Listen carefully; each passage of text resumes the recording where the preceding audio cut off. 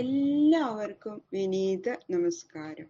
ശ്രീമദ് ഭാഗവതം ദശമസ്കന്ധം പൂർവാർത്ഥം അധ്യായം 32 ശ്ലോകം 10, 11, 12, 13, 14 5 ശ്ലോകങ്ങൾ ഇന്ന് നമുക്ക് നോക്കാം.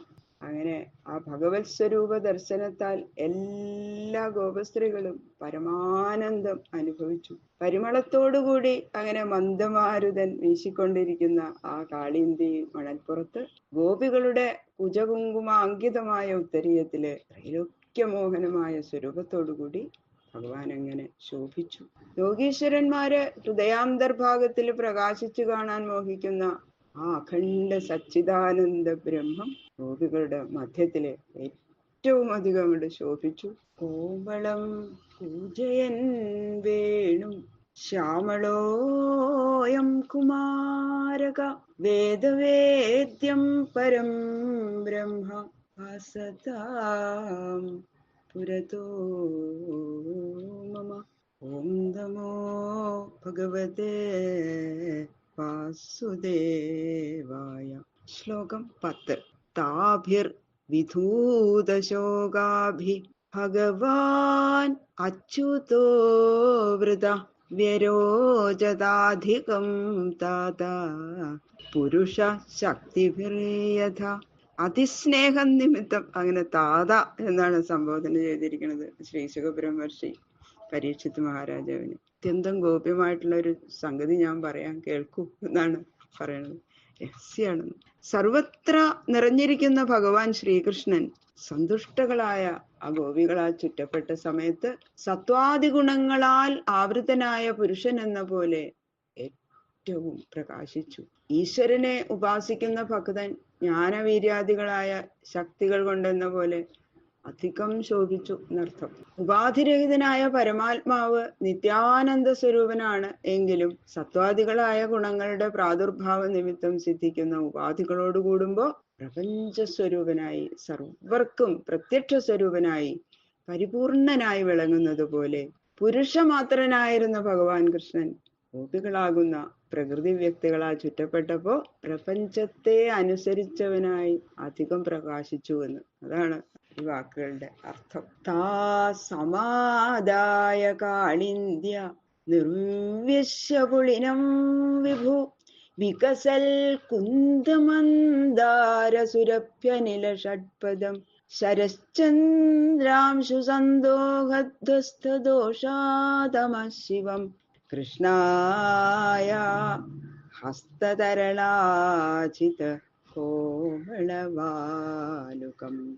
എല്ലാവരെയും ഏകകാലത്തിൽ ആനന്ദിപ്പിക്കാൻ സമർത്ഥനായ ഭഗവാൻ രാസയോഗ്യമായിരിക്കുന്ന യമുനാപുളിനത്തില് ഗോപസ്ത്രീകളോട് ഒരുമിച്ച് ചെന്നിരുന്നപ്പോ പൂർവാധികം അങ്ങോട്ട് ശോഭിച്ചു.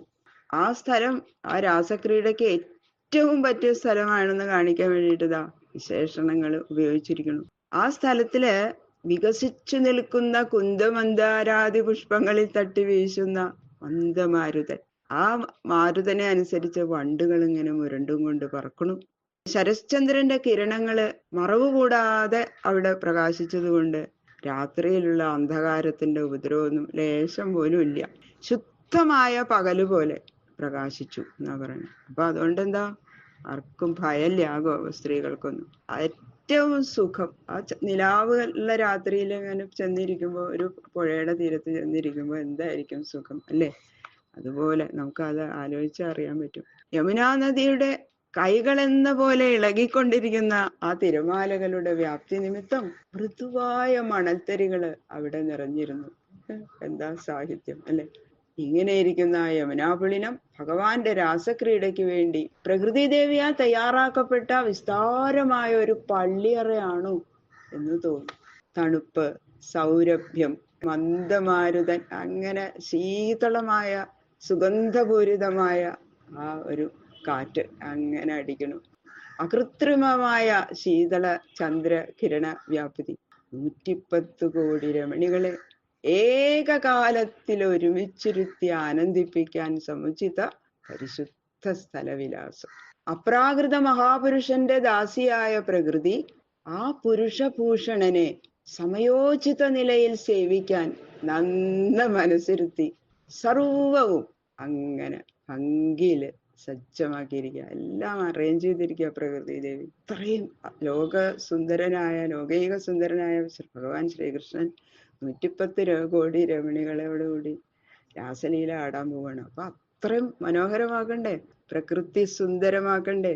പ്രകൃതി അതിനു വേണ്ടി തന്നെ എല്ലാം ഒരുക്കി എന്നാണ് പറയണത്. തദ്ദർശനാഹ്ലാദ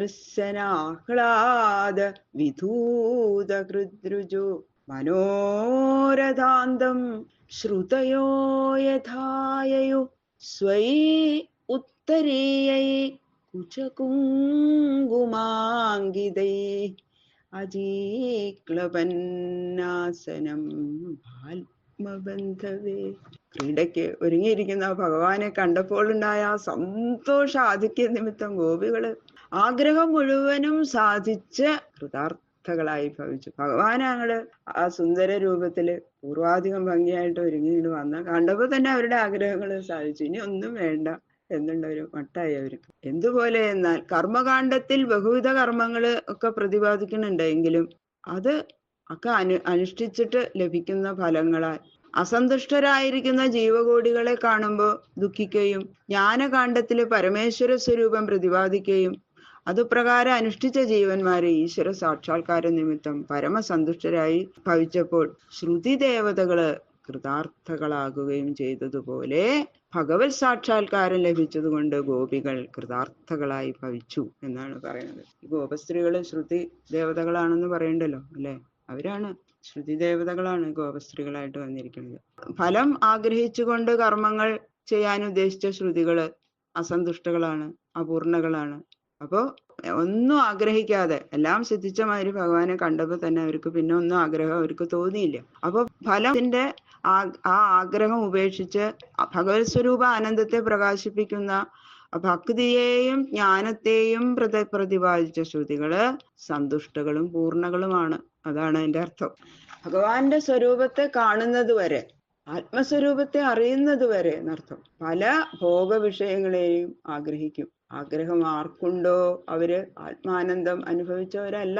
എപ്പോ ഭഗവത് സാക്ഷാത്കാരം ലഭിക്കുന്നുവോ, ആത്മാനന്ദ അനുഭൂതി ഉണ്ടാകുന്നുവോ, അപ്പോ എല്ലാവിധ ആശകളും അസ്തമിക്കണം. സ്വരൂപാനന്ദത്താൽ പൂർണ്ണകാമനായിരിക്കുന്നവൻ പിന്നെ ഒന്നിനും ആഗ്രഹിക്കണില്ല.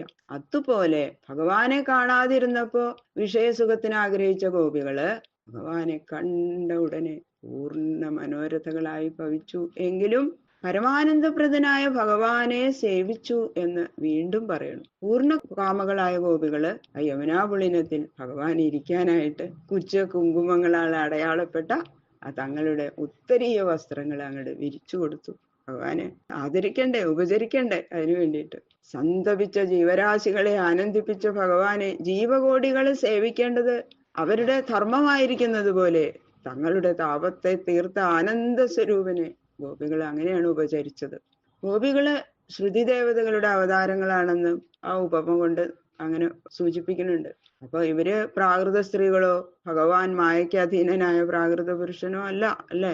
അവരുടെ ലീല ലോകാതീത പരമാനന്ദ അനുഭൂതിയെ ഭക്തന്മാർക്ക് നൽകാൻ പ്രകാശിപ്പിച്ച ദിവ്യ ലീലയാണെന്ന് വിശദമാക്കുവാനാണ് മനോരഥാന്തം ശ്രുതയോ യഥായയു എന്ന് ശ്രുതി ദേവതകളെ തന്നെ ഉപമിച്ച് പറഞ്ഞിരിക്കുന്നത്.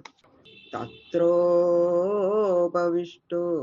ഭഗവാൻ സൈശ്വരോ യോഗേശ്വരാന്തർഹൃദി കൽപ്പിതാസന ചകാസ ഗോപീ പരിഷൽഗതോർച്ചിത ത്രൈലോക്യലക്ഷ്മീകപദം വപുർദധൽ.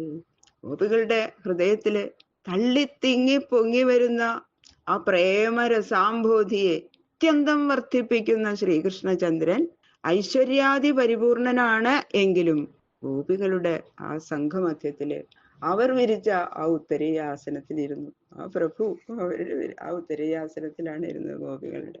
അവരാൽ നൽകപ്പെട്ട താമ്പൂലാദി സൽക്കാരങ്ങളൊക്കെ സ്വീകരിച്ചു. ത്രൈലോക്യത്തിൽ നിറഞ്ഞിരിക്കുന്ന സൗന്ദര്യലക്ഷ്മിക്ക് ഏകാസ്പദമായിരിക്കുന്ന ദിവ്യദേഹം അവർക്ക് കാട്ടിക്കൊടുത്തുകൊണ്ട് ആ സംഘമധ്യത്തിൽ അങ്ങനെ വിളങ്ങി പ്രകാശിച്ചു ഭഗവാൻ.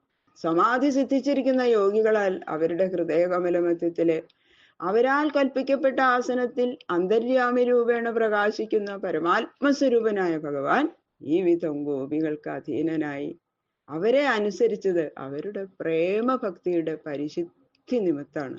അങ്ങനെ ബഹുകാലങ്ങളെ കൊണ്ട് അഭ്യസിച്ച് ക്ലേശിച്ചാണ് ഈ സമാധി സ്വാധീനപ്പെടുത്തുന്നത് അല്ലെ ഋഷിമാര്. അവര് ആ ഭാവനാരൂപേണ ഹൃദയകമല മധ്യത്തില് പരമാത്മ സാക്ഷാത്കാരം സിദ്ധിച്ചിരിക്കുന്ന യോഗേശ്വരന്മാരെക്കാളും ഗോപികള് ഭാഗ്യമുള്ളവർ തന്നെ എന്ന് സ്പഷ്ടമായിട്ട് പറഞ്ഞിരിക്കുകയാണ് ഇവിടെ. ബാക്കിയുള്ള ശ്ലോകങ്ങള് നാളെ നോക്കാം. സർവത്ര ഗോവിന്ദ നാമ സങ്കീർത്തനം ഗോവിന്ദ. 的 govinda, govinda. 哦。